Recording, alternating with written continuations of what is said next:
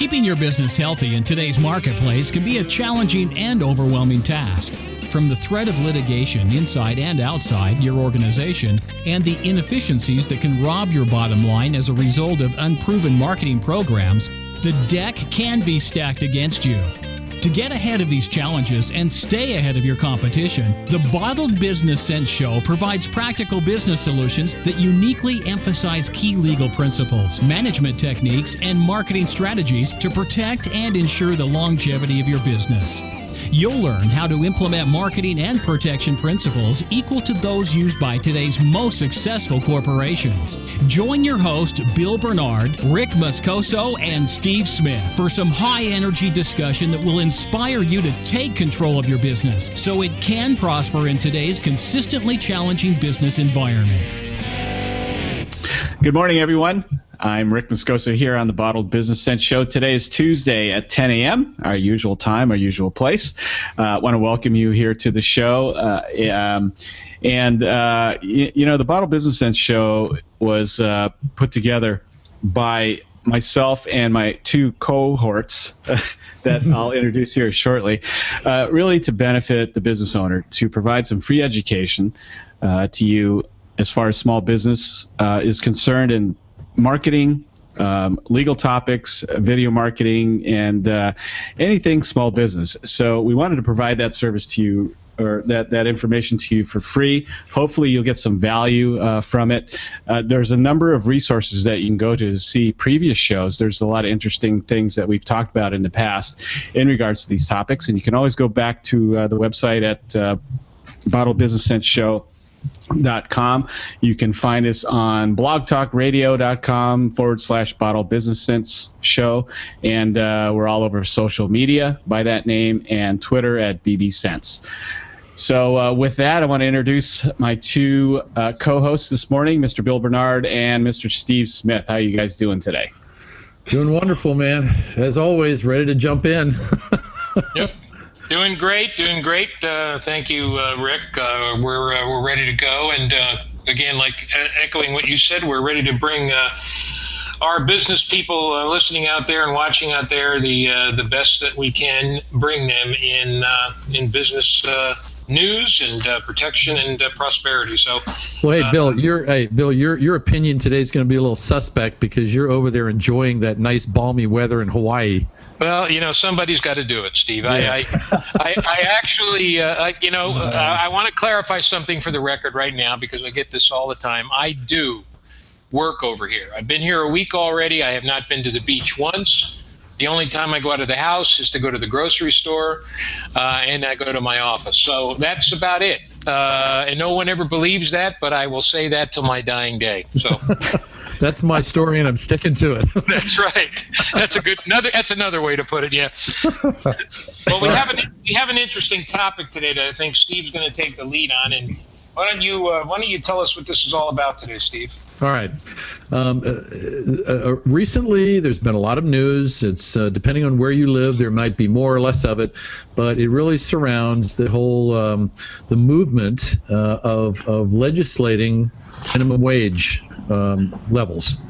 And, we all live here in Orange County, so, we not only see what goes on here in our own backyard, but we get the effects of what takes place in other parts of California and on the West Coast.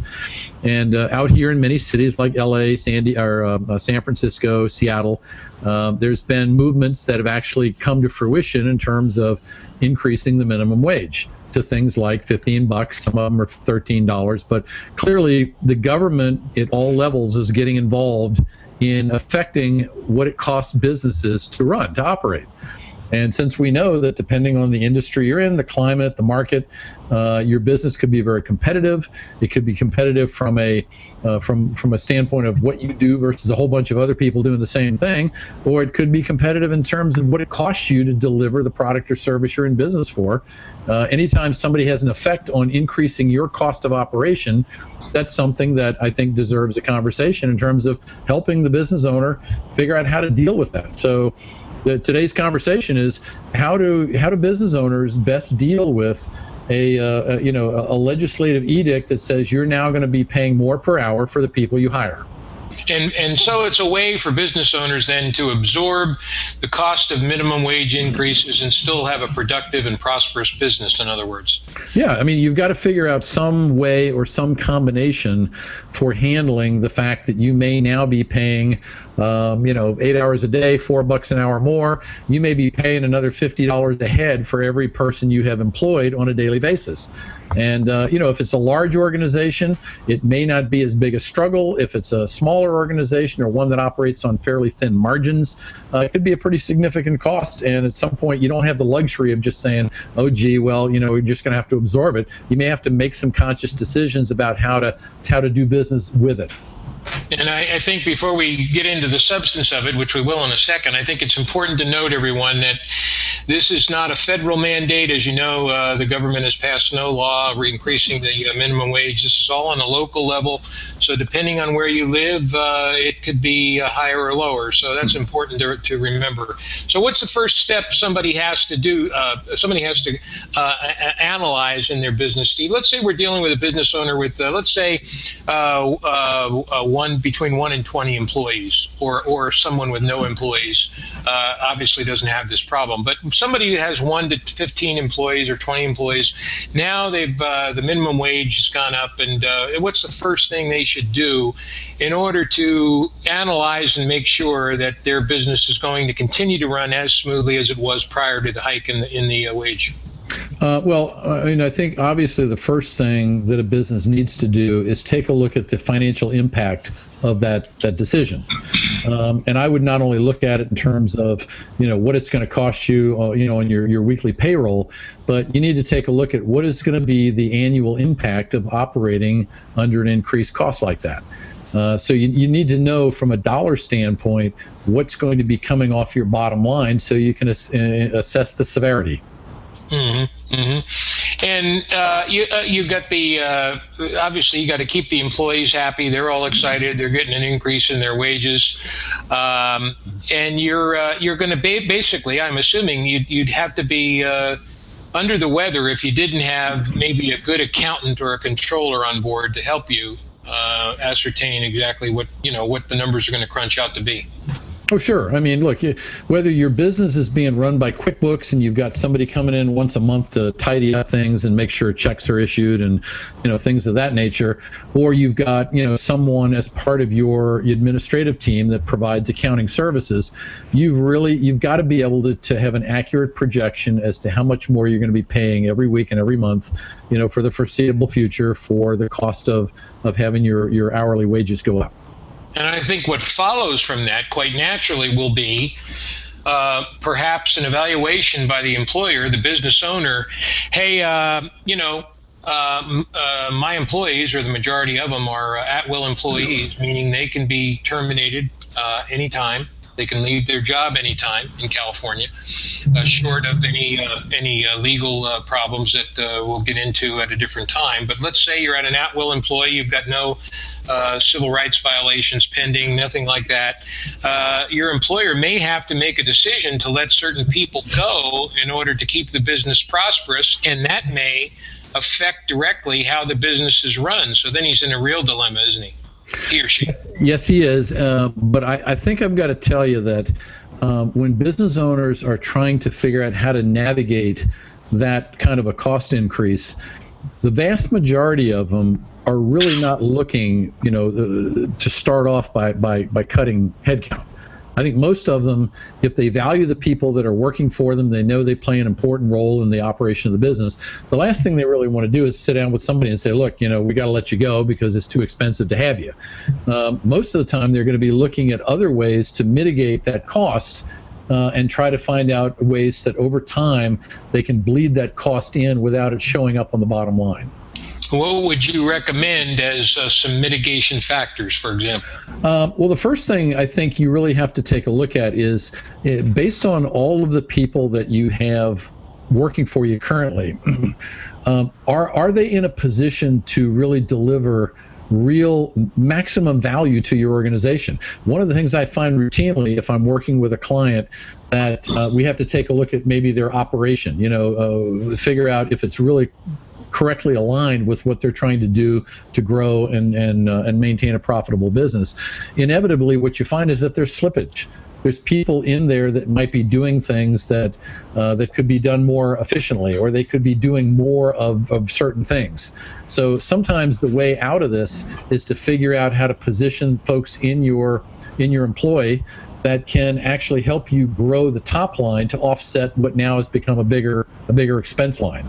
So that's the first thing I tell them, is to look at things that are driving your revenue. If you've got a team of salespeople, you got to sit down and take a look at how can we make this process more effective and more efficient so we're getting more top line out of the team we have.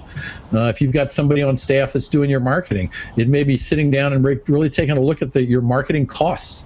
A lot of times what I find when I'm helping people with their marketing plan is they're spending a lot of money on things that are doing absolutely nothing to drive revenue for them. So there's other areas in the business that really need to be taken a look at to justify whether they should continue to pay for them or not. Could an argument be made that perhaps there would be sufficient reason to perform this analysis even before there's a minimum wage hike, or does the minimum wage hike sometimes necessarily require some sort of reevaluation in and of itself that perhaps was unnoticeable before? All right, so that's a great question, Bill. And now you're getting into a kind of an ancillary topic, which is really what I call what things really drive change in a business. And sometimes when you have an outside threat, and I don't want to make it sound like that, but when you have an independent body legislating something that's causing you to spend more to operate your business, you could kind of characterize it as a threat to some degree. So when you have something like that being foisted upon you, that usually jars people into the sense of, oh God, I got to do something. So what do we do? Sort of like a call to action, huh? Yeah. If nothing is really disturbing your environment because you don't have any threats coming in that are perceived from the outside, a lot of people are going to basically say, well, it ain't broke, don't fix it. Yeah. And that's where I think a lot of businesses get lulled into just accepting what they have created and just letting it ride, when in fact you ought to really be doing this at least once a year, just because it's a good practice to take a look at, are you as efficient as you possibly could be? Yeah.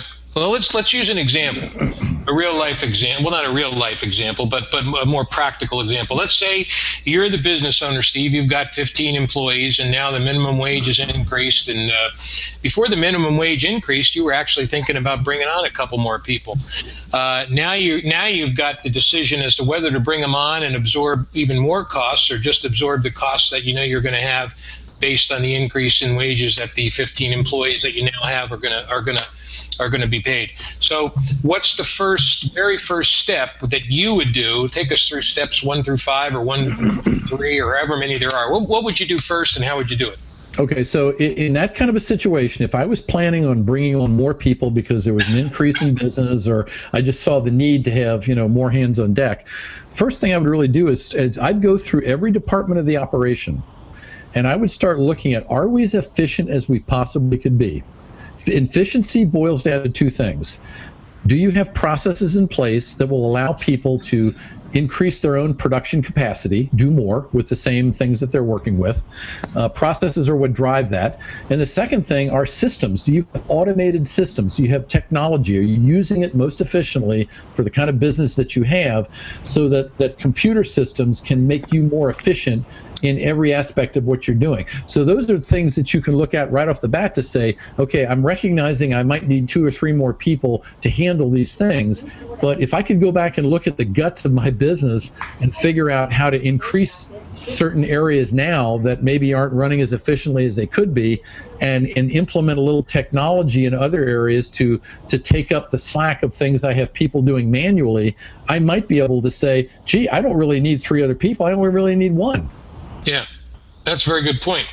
So you make that analysis, and is there anything else you would do in successive order after that, or is there a formula we can give our listeners, or is it just it really boils down to identifying the impact that you're working with. When a minimum wage cost goes up, you've obviously got to look at how many people you're employing that are getting paid that way, and how many hours they're working, and how much the hourly wage is going up, and that's going to give you a dead net number that you're going to be looking at having to cover every week, month, for as long as you're in business. So you got to start with, what is the impact of this decision? And then the second thing is, are we using our current staff and doing the right things that are driving and sustaining a good business for us? Are we doing them as productively and as efficiently as possible? Are we using our technology or things technology could help with in the most practical, effective manner? You've got to take a look at the ship that you have and say, is it running as good as it could be, or have we just gotten used to operating the way they are, and the nickels and dimes are flying out the windows, and we're just not paying attention to them because it doesn't really mean that much right now. So this is kind of a good testing point, isn't it, to where somebody might, if somebody runs into a problem, if a business owner runs into a problem trying to figure these things out, perhaps it behooves him or her to bring on a consultant to help them with this sort of a thing, right? Well, yeah, it could. And I mean, a consultant's going to come in and they're going to look at a variety of different things. They're going to look at your process, how you're conducting your business. They're going to look at your product line. They're going to look at your pricing, your margins. They're going to look at expenses that maybe you really need to get rid of and lighten the load a bit.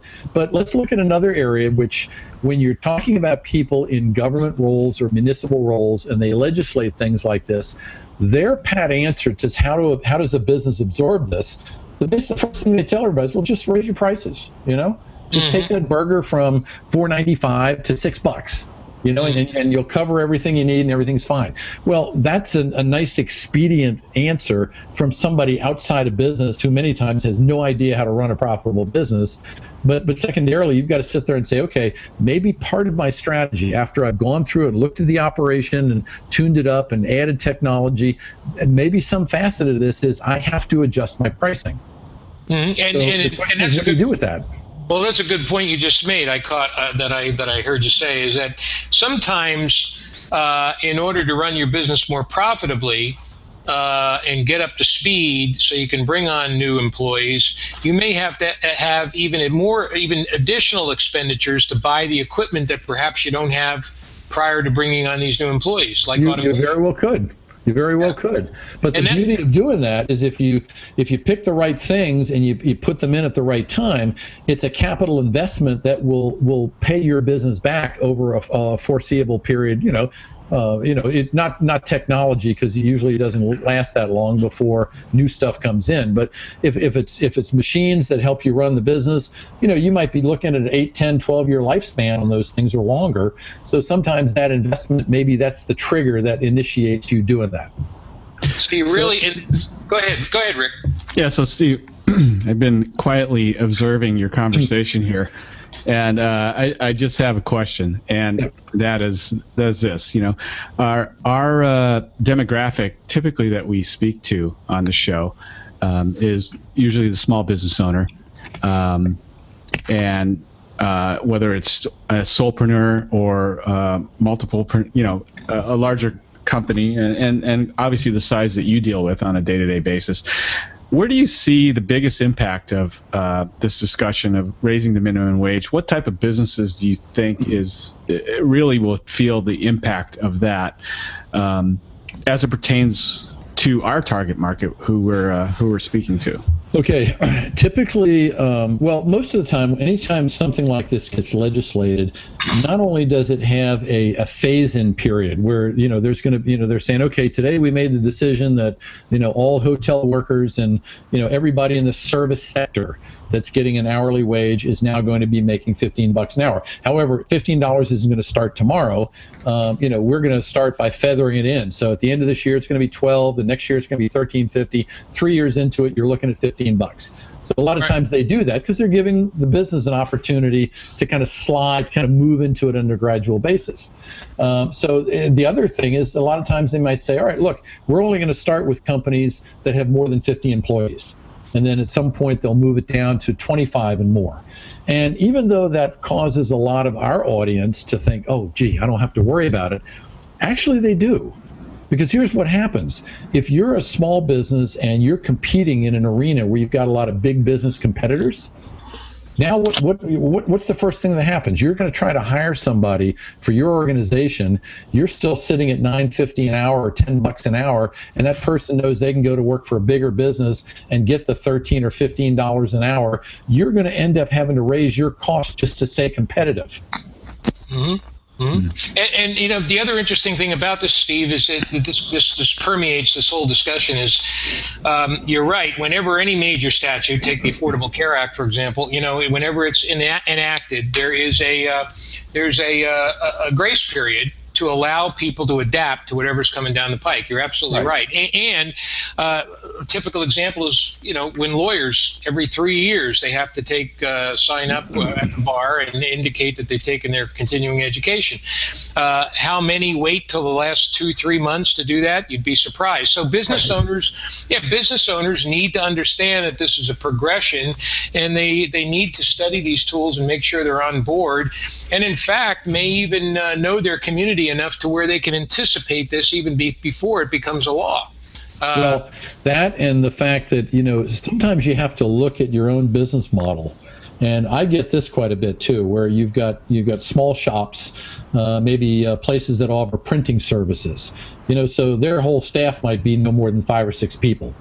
And so for a large part, they're thinking, okay, I'm kind of flying under the radar, not really going to be hit with this mandate. But then what you find out is, in order for them to be able to hire somebody that's going to work 30, 40 hours a week, they have to compete with the prevailing wage that other maybe direct competitors or ancillary companies that would dip into that same labor pool are already paying. So most of the time what I find is the small businesses, they've gone beyond the minimum wage years ago. They're already paying 13, 14, 15, 18 bucks an hour because they're going after quality. They're trying to find people that can learn the business, get up to speed, be good with the customers, be able to multitask and handle a variety of things, be adaptable in terms of when they work. All of these things play into, if you're gonna ask somebody to do that as working for your business, you're gonna have to pay more than the minimum wage to get that kind of quality.